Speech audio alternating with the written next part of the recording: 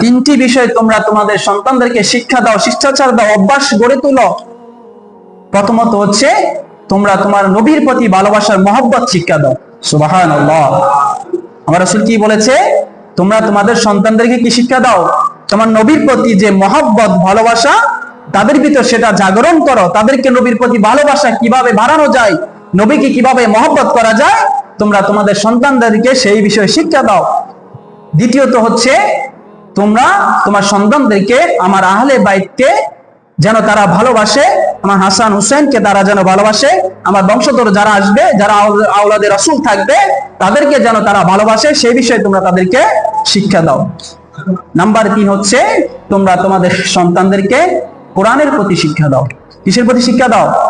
কোরআন শিক্ষা দাও।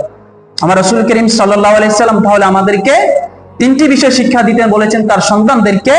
নাম্বার 1 হচ্ছে নবীর প্রতি ভালোবাসা, নাম্বার 2 হচ্ছে আহলে বাইতের প্রতি ভালোবাসা, নাম্বার 3 হচ্ছে কোরআনের প্রতি ভালোবাসা।